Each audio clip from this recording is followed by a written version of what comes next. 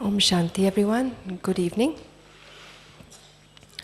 I think today is a very, very special and lucky day for us because anyway we know that the dadis are so busy and so scarce. Isn't that right? And on top of that, today, Dadi Ratan Moini, her health was not good. But she specially made an extra effort to come up and be with us today. So I think we are doubly fortunate and we need to thank her in advance for her special effort.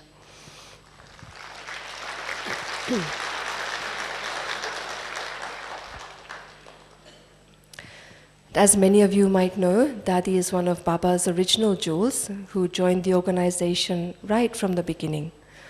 So she's been with the group of Dadis for 72 years now, running the organization and doing most of the administration.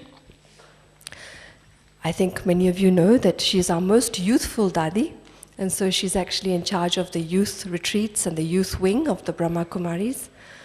And she's also always been very instrumental in training the young Kumaris and the teachers who then go on to run the centers. So these have been some of Dadi's very special skills right from the beginning. So I'll hand over to Dadi, who'll be with us, and a big thanks to her from our heart for making the effort to come today. Who is meeting Dadi for the first time? Who has never met Dadi before this kalpa? Dadi, ये सब आपसे पहली बारी मिल रहे हैं. Thank you.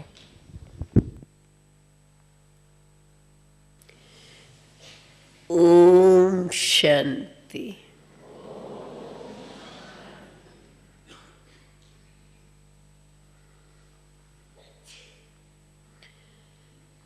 आप सबको देखकर यही मन में आता है, बेहद का बाप, उसका यथार्थ प्रत्यक्ष स्वरूप देखना हो तो यहाँ ही देखा जा सकता है, जबकि बाप के घर में सारे विश्व के बाबा के बच्चे आकर के इकट्ठे होते हैं। स्वाभाविक है, परिवार को देखते हुए परिवार का बाप याद जरूर आता है, और साथ साथ हमें तो ये भी बात याद आती है, तो कितने समय पहले से ही बाबा अपने बच्चों को साकार में याद करते रहे, और जब हमें कहते थे कि सारे विश्व से बच्चे आएंगे, बल्कि यहाँ तक बाबा कहते थे, अगर यह नॉलेज जो बाप तुम बच्चों को बता रही है, जब विदेश के लोग सुनेंगे तो वो इस नॉलेज को बड़ा जल्दी से और अच्छी रीत समझेंगे। उस समय तो हम ये एक्सपेक्ट नहीं कर सकते थे कि कैसे आएंगे और कैसे समझेंगे, लेकिन इतना ज़रूर था, भगवानो वाचा है तो ज़रूर है, आगे चल करके ये सब दृश्य हमें देखने में आएंगे। तो अभी हम देखते हैं बरोबर जो महावाक्य हमने साकार में बाप के सुने हैं, वे सब प्रत्यक्ष हम इन आँखों से देख रहे हैं।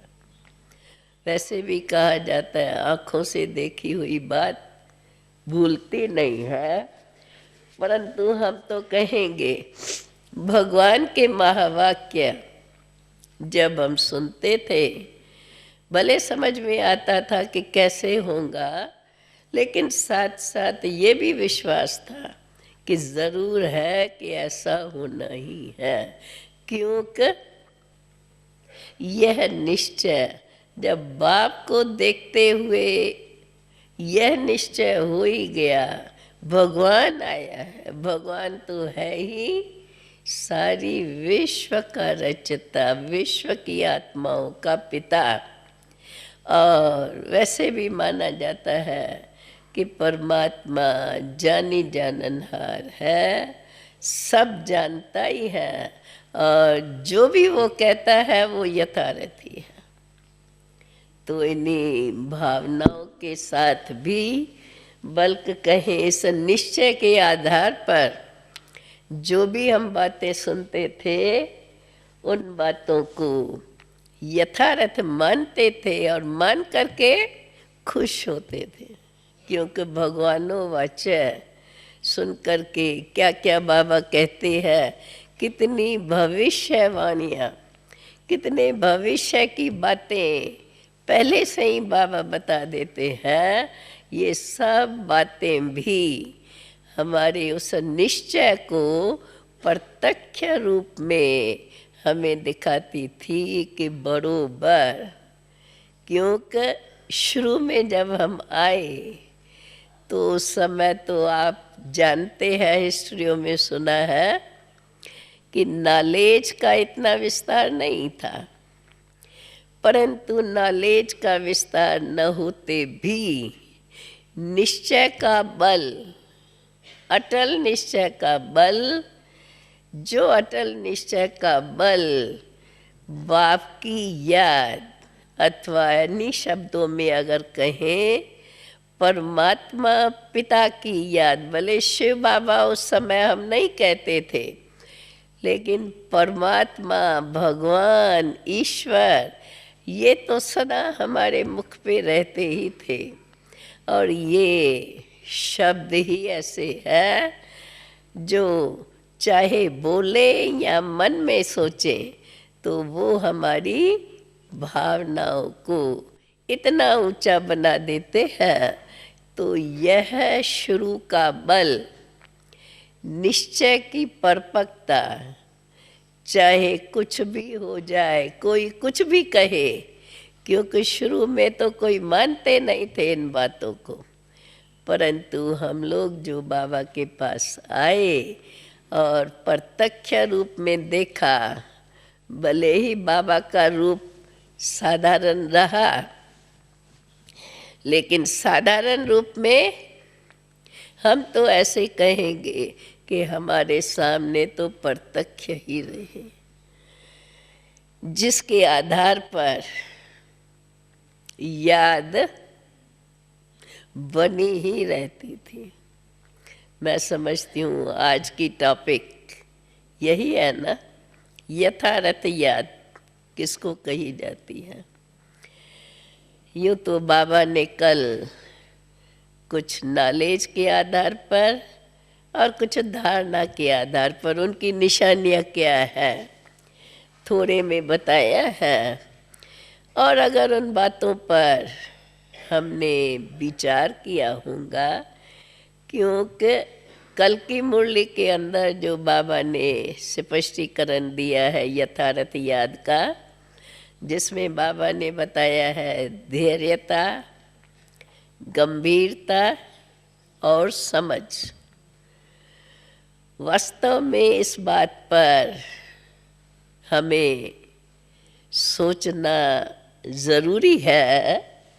इस कहने का भाव ये है कि आज बाबा ने जो इस प्रकार से कहा है कि यथार्थ याद के लिए धैर्यता, गंभीरता और समझ ये ज़रूरी है।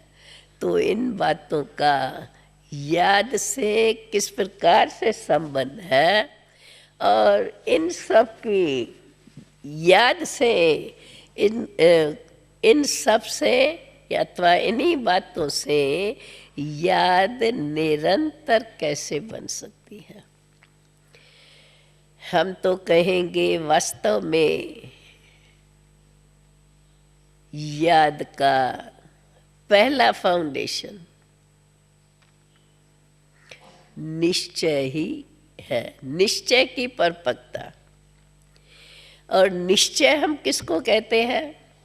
ऐसे तो सब कहेंगे हाँ हमें निश्चय है, परंतु आप जानते हैं, और विशेष भारत में इस बात को माना जाता है, जब भगवान कहा जाता है, ईश्वर कहा जाता है, तो ईश्वर की अथवा भगवान शब्द की परिभाषा बहुत ऊंची है।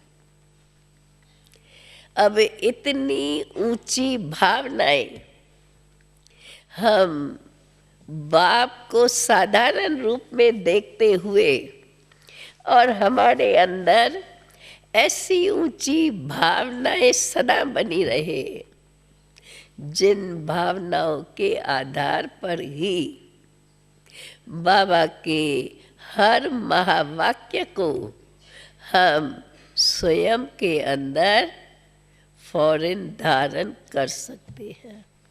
इसलिए हम तो यही कहेंगे कि शुरू शुरू में जबकि इतना विस्तार नहीं था, और ऐसे कहें कि बाप का परिचय जो आज जिन शब्दों में जितना स्पष्ट हम देते हैं, वो भी उस समय नहीं था।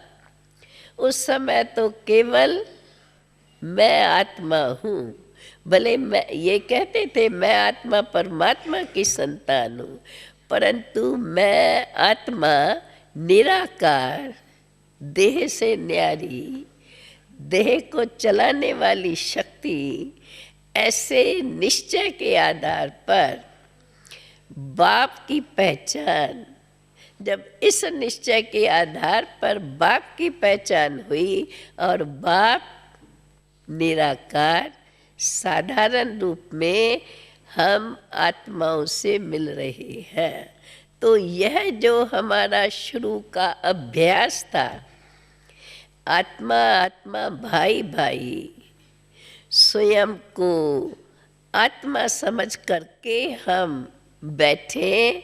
जब आत्मा समझ के बैठते हैं और देह को देह से न्यारा, बल के साथ देह और देह की कर्म इंद्रियों को चलाने वाला, तो उस शक्ति के आधार से और फिर वो मैं आत्मा सर्वशक्तिवान परमात्मा की संतान, यह अभ्यास इतना ऊंचा अनुभव कराता था, जिस आधार पर ऐसा कह सकती हूँ मैं कि याद कभी भूलती नहीं थी। चाहे हम उस समय आते थे लौकिक से, पर जब से सत्संग से जाएंगे और जहाँ पहुँचे बैठे सारा दिन मन के अंदर यही धुन लगी रहती थी, और इसी धुन के आधार पर जैसे कि वो मस्ती चढ़ी हुई थी। तो मैं समझती हूँ हमारी याद का आधार, या आज तो मुरली में याद की यात्रा पर भी बाबा ने समझाया है, और इन शब्दों का अगर अर्थ ले, धैर्यता, गंभीरता और समझ के अंदर हम देखें तो बहुत उसका विस्तार है, पूरी समझ चाहिए। निराकार शक्ति क्या है, निराकार शक्ति क्या क्या काम करती है, और निराकार हमें कितनी ऊंची नॉलेज और कितने स्पष्ट रूप से कितनी सरल भाषा में दे रहे हैं। अगर इस रीति भी हम नॉलेज को समझने की कोशिश करें तो हमारी बुद्धि उन्हीं बातों में रमन करती रहेगी, और इन्हीं बातों में रमन करते हुए बुद्धि दिव्य बन जाती है। दिव्य बुद्धि के अंदर यह धैर्यता, गंभीरता, अर्थात जब याद में बैठो तो कितनी अडोल अचल अवस्था बन जाती है, परंतु वह याद जिसको सही माना में कहा जाए, बाबा वर्तमान समय भी हम बच्चों को आत्म अभिमानी बनने पर जोर देता है। देही अभिमानी बनो, मेहनत सारी इसमें है, क्योंकि अंत समय हमें यही अवस्था काम में आएगी। अभी भी अगर हम देखें, कोई भी बात आती है, चाहे छोटी चाहे कोई बड़ी, अगर हमें अपने अंदर ये पक्का निश्चय है, हम सर्वशक्तिमान परमात्मा की संतान। जब हम सर्वशक्तिमान परमात्मा कहते हैं तो अंदर में अपना ध्यान उसी परम धाम निवासी बाप के तरफ जाता है। भले ही बाप के साथ साथ हमें यह नॉलेज है, बल्कि प्रत्यक्ष रूप में देखा कि वही बाप साकार में हम बच्चों से कैसे मिलते रहे, समझाते रहे, आगे बढ़ाते रहे, फिर भी वह याद अंदर से हमें शक्ति देती है। जो शुरू में कोई भी नहीं इस बात को मानता था, और हिस्ट्रियों से आपने सुना होगा कैसे पवित्रता के बल पर माताओं ने कितने सितम सहन किए और किस प्रकार से अपने बल से अपन को स्वतंत्र कर दिया। यह शक्ति बाप की ही रही, और बाप में अटल विश्वास, केवल विश्वास ही नहीं परंतु विश्वास के साथ साथ जो भी महावाक्य सुने उन महावाक्यों की जीवन में पूर्ण रूप से धारणा। शुरू की शक्ति वही थी, जब हम बाप के पास आए, एक धक से पुरानी दुनिया से बुद्धि हट गई। अभी तो दुनिया का विस्तार हमारे सामने है, हम लोग भी दुनिया में जाकर के और सबको बाप का संदेश देते हैं, और वो संदेश देते दुनिया की भिन्न भिन्न रंगत, लोगों के भिन्न भिन्न विचार सुनने को मिलते हैं। लेकिन ये सब सुनते हुए हमें स्वयं के लिए अंदर में सदा इस बात का अभ्यास बहुत जरूरी है। जैसे कल भी बाबा ने बोला है और आज भी बोला है, यह रूहानी यात्रा कितनी सहज है। चलते फिरते उठते बैठते हम इस यात्रा पर चल सकते हैं, चलते रहते हैं। तो यह अभ्यास हमें अंदर ही अंदर, अगर हमारे मन के अंदर यह लगन लगी हुई है, बात आती है कि हमें अंदर में यह लगन लगी हो, अब हमें भगवान मिले हैं, और उसके लिए बाबा भिन्न भिन्न बातें हमें स्मृति में दिलाते हैं अथवा स्पष्टीकरण में बताते हैं। बच्चे, यह केवल अंतिम जन्म है, यह सारे सृष्टि चक्र की का अंतिम घड़ी है। समय भी अंतिम है, सृष्टि बदलने वाली है, और ये बदलने वाली जब सृष्टि है तो उसके पहले हम अगर स्वयं को बदल देते हैं तो हम बाप के साथ उसी अपने घर में जा सकेंगे, और घर से फिर बाप जो हमारे लिए नई दुनिया बना रहे हैं वहाँ भी जाएंगे। ये सब बातें हम सुनते हैं, मानते हैं, समझते हैं, लेकिन समझने के साथ धैर्यता हमें ये सिखाती है कि अंदर ही अंदर जिन बातों को हम समझते हैं उन बातों को हम जीवन के अंदर किस प्रकार से धारण कर कर्म में लाते हैं। कैसी भी परिस्थिति आती है, याद की यात्रा अर्थात सर्वशक्तिवान भगवान मेरा बाप है। जैसे हम मानते हैं भगवान के लिए जो चाहे सो कर सकते हैं, भले बाप हमें अपना भेद बताते हैं, नहीं ये ड्रामा बना हुआ है, लेकिन ड्रामा अनादि बना हुआ होते भी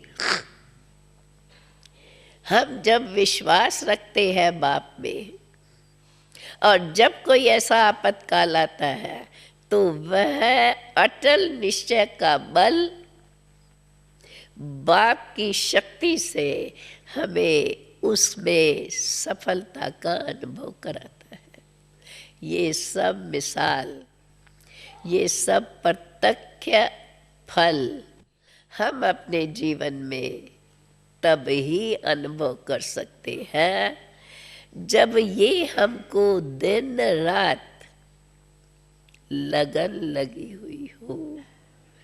कार्य करते, बाबा कहते हैं गृहस्थ व्यवहार में रहते, अपने परिवार की पालना करते, बल्कि अपना व्यवहार संभालते हुए भी हमें अंदर इस बात का अभ्यास बनता रहे। चलो समझो अभ्यास करते करते कभी कोई काम ऐसा पड़ता है जिसमें हमें अपनी बुद्धि देनी पड़ती है और थोड़े समय के लिए वो हमारी बुद्धि उसमें व्यस्त है, परंतु जब वो काम पूरा हो हमें याद आना चाहिए।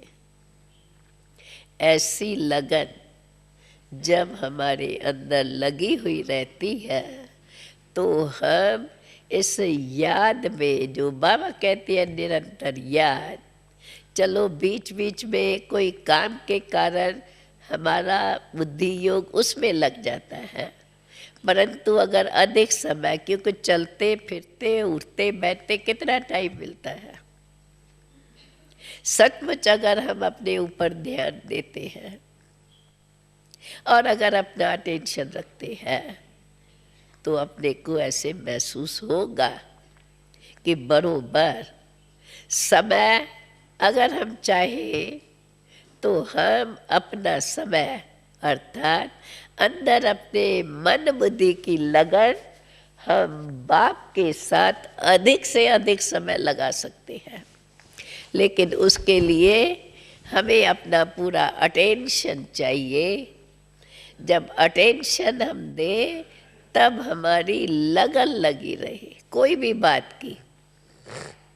दुनिया में भी अगर कोई काम हमें करना है ज़रूर, ऐसा अगर हमारे मन में है तो किसी भी प्रकार से हम कहाँ भी व्यस्त होंगे, कुछ भी होगा,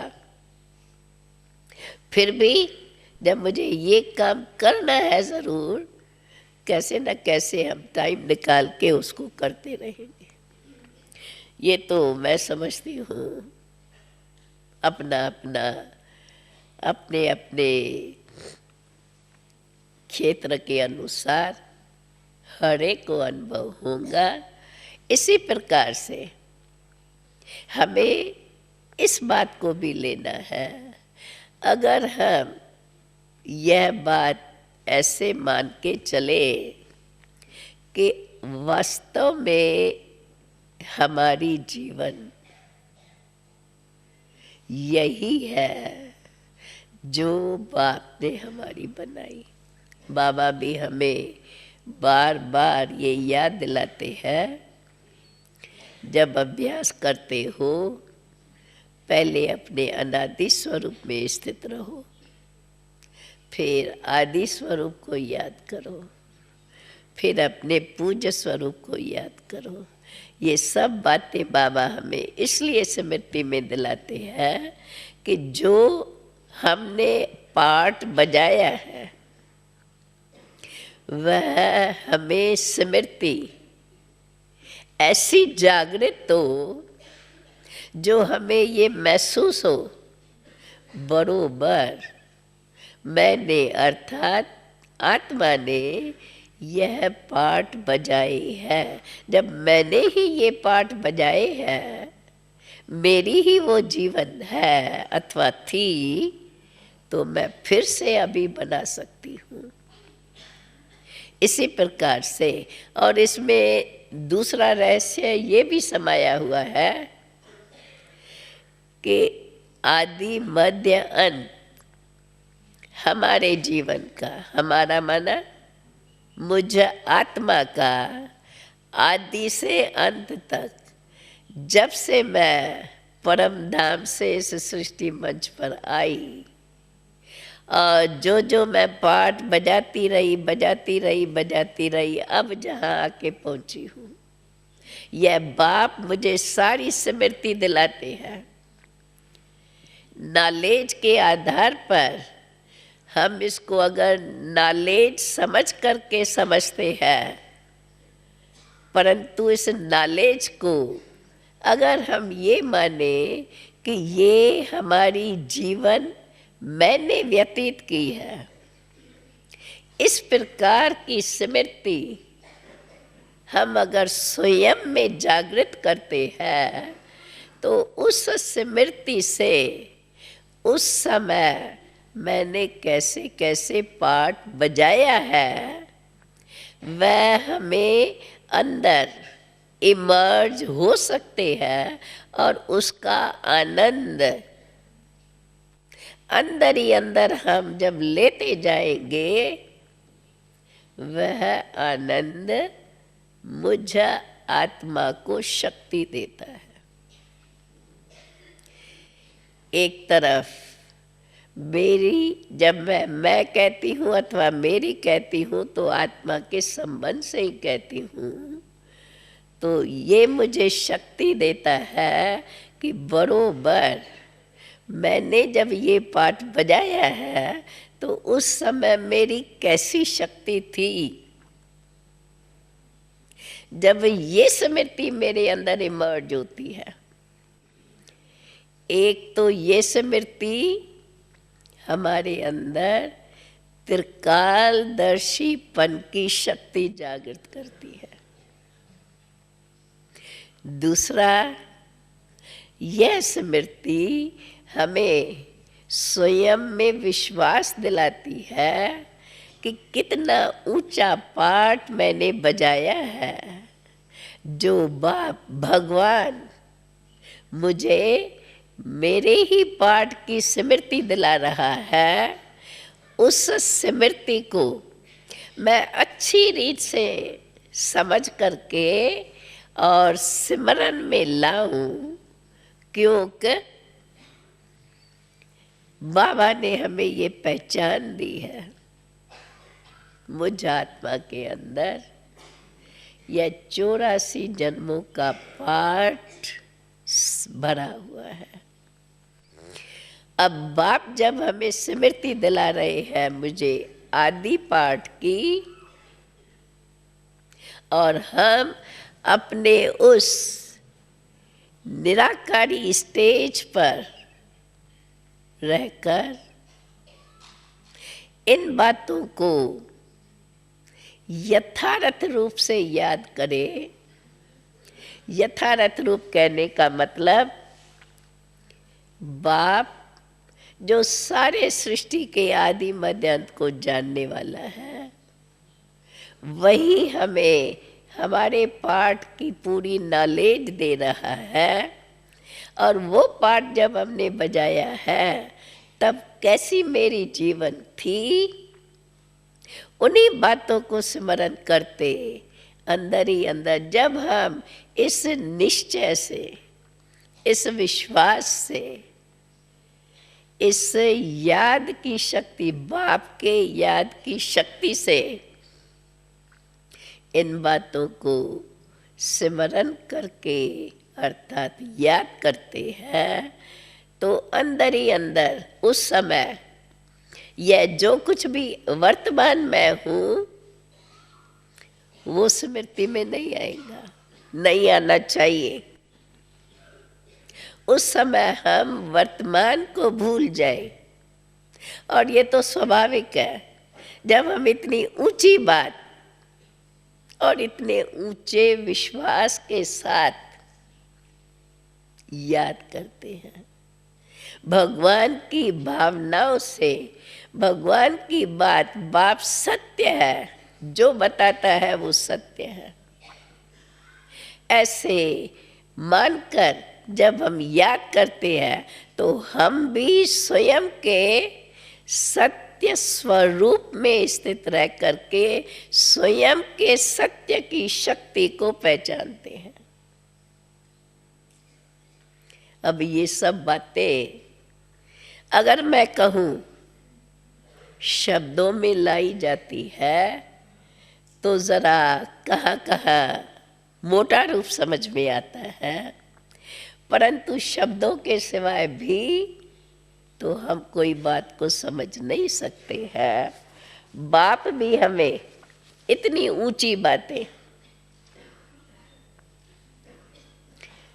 सरल भाषा में समझाते हैं, तो सरल भाषा को देख करके, बाप के साधारण रूप को देख करके हम ऐसा न सोचें कि बरोबर ये बातें है या नहीं है या कैसे होंगी।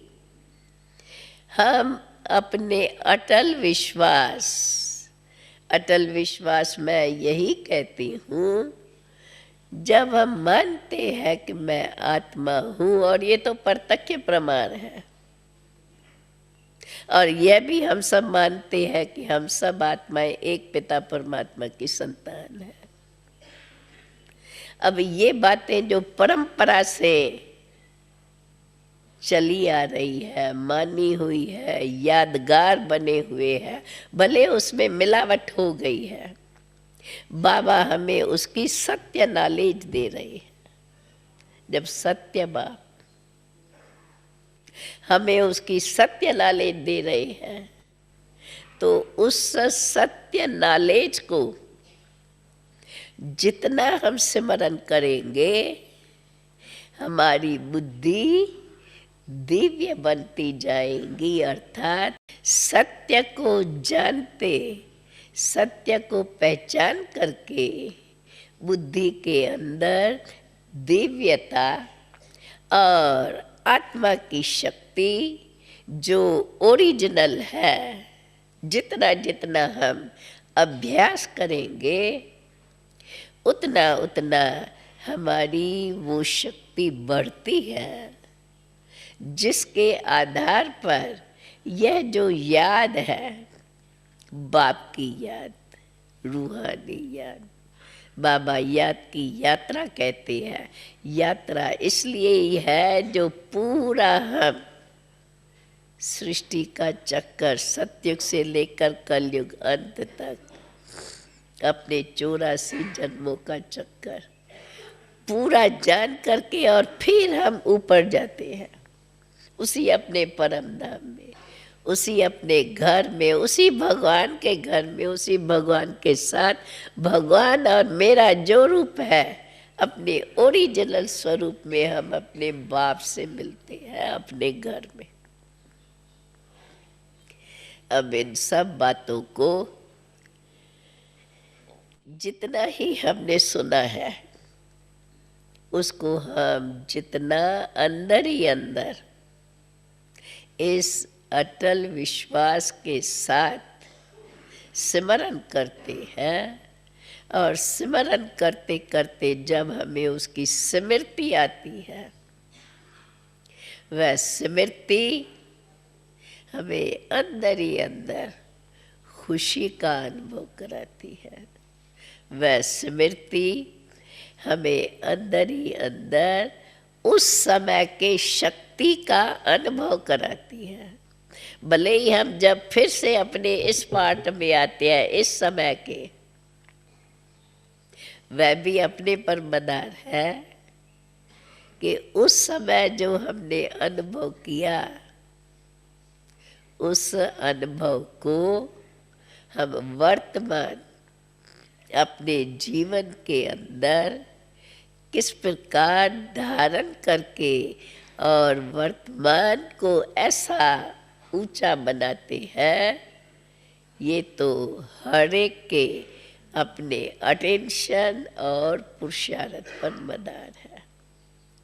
बाबा हमें समय समय पर सहज सहज विधियाँ बताते हैं, जिससे हम स्वयं को, आत्मा को शक्तिशाली बनाते जाएं, बाप के यथार्थ स्वरूप और यथार्थ बाप के सर्व शक्तियों को पहचान करके उस पहचान से उन शक्तियों का स्वयं में अनुभव करें।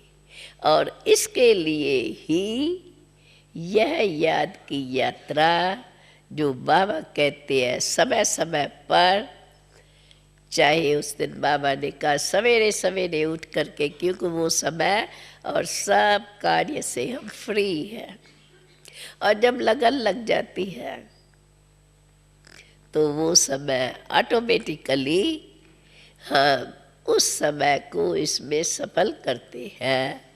और अगर हमारा एक तरफ निरंतर बुद्धि योग रहता है तो हम इसका अच्छी रीत अभ्यास कर सकते हैं, अपने में वो अनुभव कर सकते हैं, और अनुभव करने से ही फिर हम सहज जो भी वर्तमान मेरा पार्ट है उसमें उन शक्ति को कैसे हम यूज़ करें और जीवन में धारण करें, वो दिव्य बुद्धि के आधार से हम अपने में सहज परिवर्तन ला सकते हैं।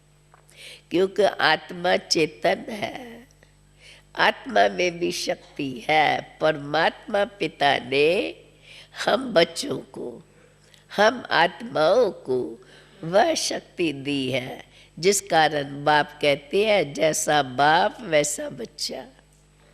बाप सर्वशक्तिमान है, बाप ज्ञान, प्रेम, सुख, शांति का सागर है। और हम बच्चों को भी कहते हैं कि आप भी उनका स्वरूप हो, रूप भी अपने जैसा ही रखा है। अब ये बाबा नॉलेज हमको देते हैं, पर नॉलेज का मतलब ही ये है। दुनिया की नॉलेज में तो जब प्रैक्टिस करते हैं तो उस शरीर निर्वाह के लिए कार्य करने का अभ्यास करते हैं। इस ईश्वरीय नॉलेज में कार्य भी आता है, लेकिन कार्य के साथ साथ अपना स्वरूप की शक्ति, अपने बाप समान बनना, अर्थात परमात्म शक्तियों को जीवन में अनुभव करना, इस नॉलेज का ये फायदा है। जिस कारण इस नॉलेज को एक तरफ तो सत्य ज्ञान कहा जाता है, दूसरी तरफ यह शक्तियाँ जो परमात्मा के लिए गाया जाता है वो जानी जाननहार है, जो हमें सारे आदि से लेकर अंत तक पाठ की नॉलेज देता है। उस नॉलेज को हम जब बाप के द्वारा मिली हुई नॉलेज, उसको उन्हीं महावाक्यों के आधार पर समझने और अच्छी रीत से जानने का प्रयत्न करते हैं, और जब हमें यथार्थ रीति से समझ में आ जाता है तो हम अपने में अनुभव करेंगे बरोबर हमें अंदर में वह खुशी के साथ वह शक्ति भी महसूस होती है, और उस शक्ति के साथ अपने में वह परिवर्तन शक्ति आती है, जिसके लिए हम कहते हैं स्व परिवर्तन से विश्व परिवर्तन। अब बाबा ने हम बच्चों को कितना ऊंचा कार्य दिया है, इतनी ऐसी पतित दुखी दुनिया को हमें टोटल परिवर्तन करके पावन दुनिया बनानी है। माया वो होगा, हम धन्य तभी बन पाएंगे जब ऐसा प्रिय जीवन होगा। यहाँ हमारा तन होगा, वहाँ हमारा मन होगा।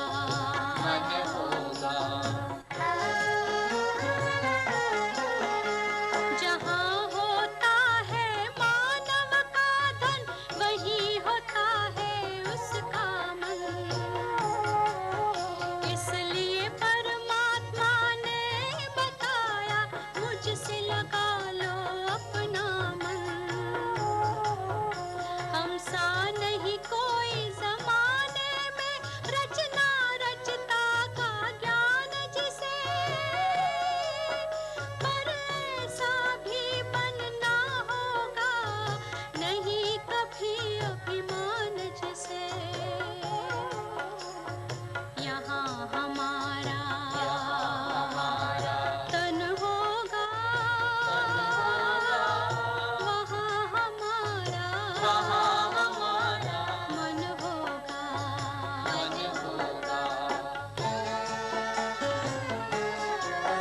ये दुनिया तो मायावी है, माया से भला कैसी यारी। अपने तो दो ही ठिकाने हैं, वैकुंठ दुनिया निराकारी। धुंधला सा अंधियारा है, दीपक से उजियारा होगा।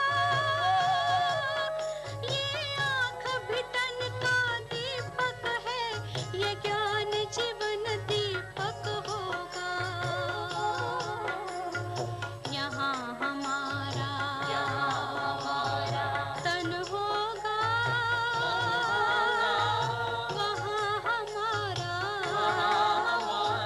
मन होगा। हर शिव की याद रहेगी तब, आँखों में समाया वो होगा। हम धन्य तभी बन पाएंगे जब ऐसा प्रिय जीवन होगा। यहाँ हमारा तन होगा,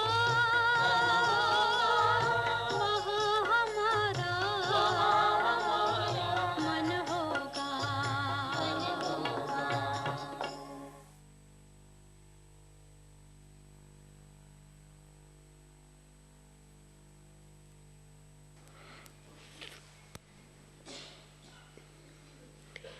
अभी 2-3 मिनट में मैं इस टॉपिक को संपन्न करूंगी और फिर 15 मिनट हम अगर योग में बैठे, जो भी सुना उसको उसी रीति अभ्यास में लाके देखें, और अगर किसको कोई बात न समझ में आई हो तो पूछ सकते हैं। तो हम ये बता रही थी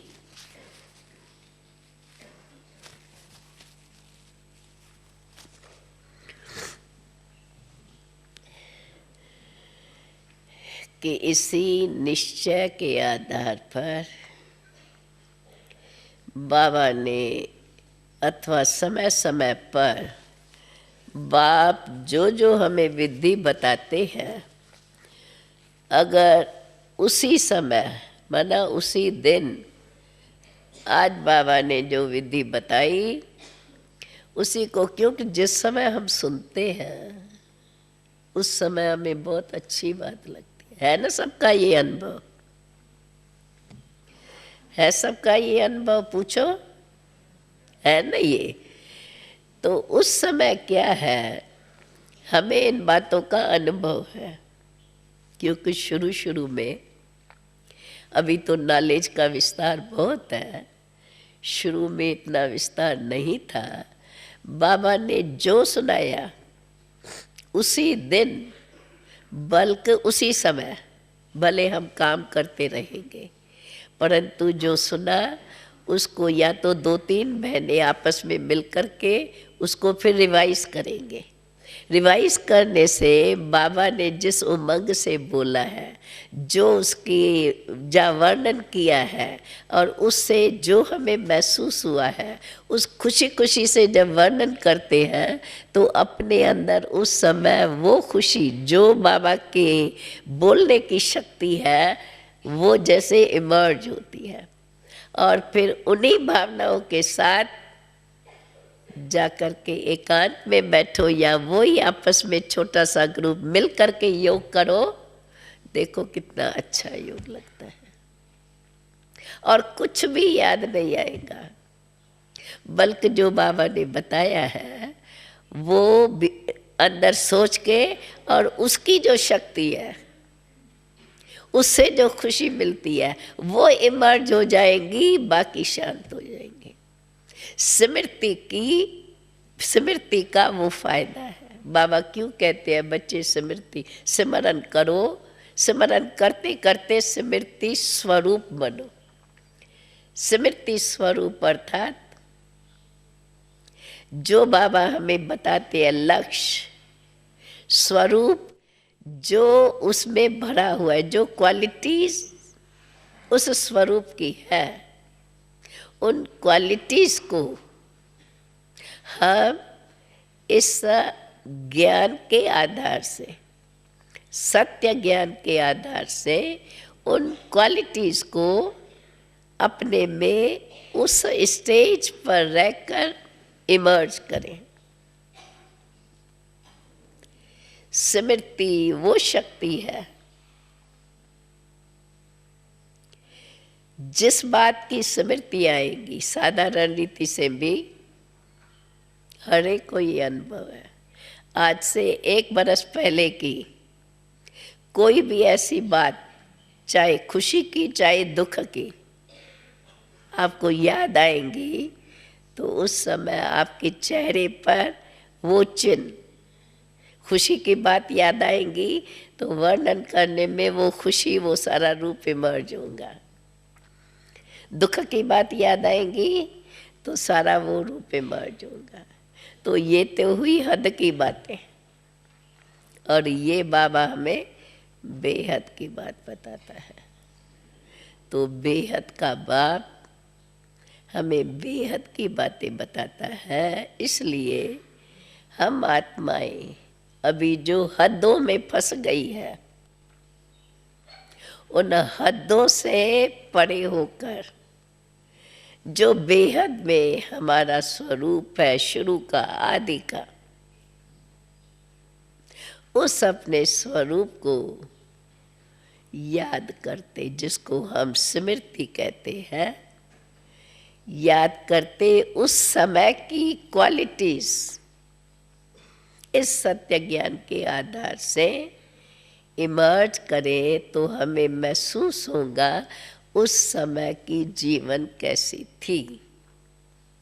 बाबा हमें इसलिए बताते हैं कि ऐसे याद के बल से वो अनुभव करके फिर जब हम इस समय पर आते हैं, चलो इस समय में जैसे भी जो भी हमारे में कमी पेशी है, जब हमने वो अनुभव किया तो उस अनुभव की शक्ति से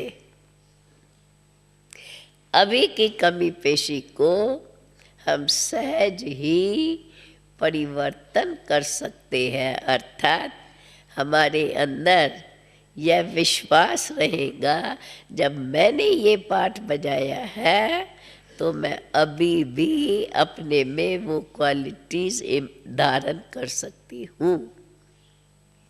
यह विश्वास और उस विश्वास की दृढ़ता मुझे करना ही है।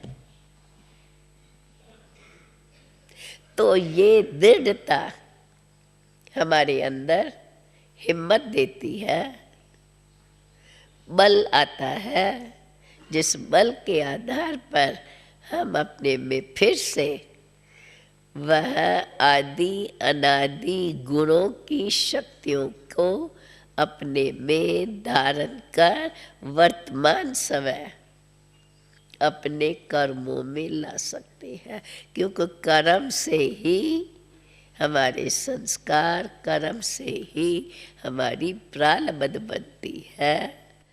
तो यथार्थ याद का स्वरूप हम बाप की ईश्वरीय भावनाओं संपन्न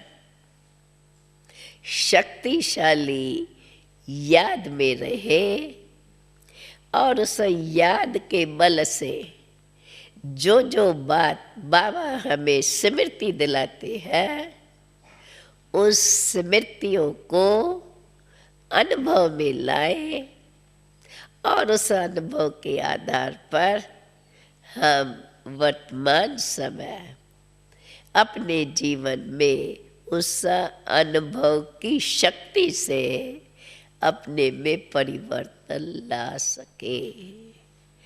तब कहेंगे हमने बाप को यथार्थ रूप से पहचाना। समझ जो बाबा ने कही है, यथार्थ रूप से पहचाना, गंभीरता माना अंदर ही अंदर उन बातों को सोचे, समझे और अपने जीवन में लाए।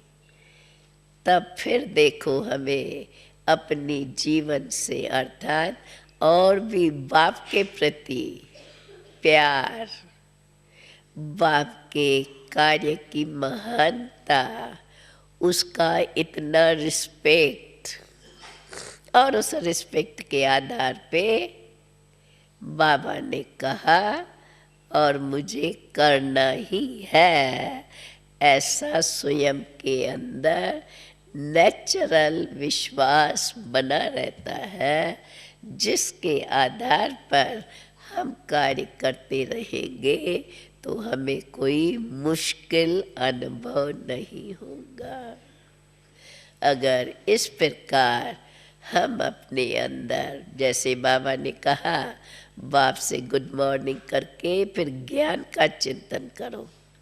ज्ञान का चिंतन केवल ये नहीं कि हम कैसे समझाएं, क्या करें, ये नहीं, पर ये भी ज्ञान का चिंतन है। बाबा जो हमें स्मृति दिलाते जाते हैं, उन स्मृतियों को बुद्धि रूपी बल से अच्छी रीत समझ करके दिव्य बुद्धि बनाकर जीवन में धारण करने की दृढ़ता बनाए। तब हम कहेंगे बरोबर हमें बाप की याद और बाप के शक्तियों की पहचान है। इन्हीं शब्दों के साथ अभी हम इस विषय को संपन्न करते हैं। कोई बात किसको न समझ में आई तो पूछ सकते हैं, बाकी मैं समझती हूँ अगर 10-15 मिनट 8 बजे तक हम अगर इन्हीं यादों में बैठे तो और कोई याद नहीं आएगी। सहज शब्दों में कहा जाए, याद अर्थात बाप की याद अर्थात एक बाप को याद रहे और कुछ नहीं। बाप की याद, एक बाप की उनके द्वारा सुनी हुई बातें, सुनाई हुई विधियाँ, स्मृतियाँ, इन सब को बाप की याद ही मानी जाएंगी, जिससे हमारे अंदर वर्तमान भूल जाए और यथार्थ शुद्ध स्वरूप, पवित्र शक्ति और दिव्य शक्ति हमारे अंदर जागृत हो। यही वास्तव में यथार्थ याद मानी जाएगी। अभी हम 10 मिनट ही कहेंगे, याद में बैठ के 8 बजे तक पूरा करेंगे। ओम शांति।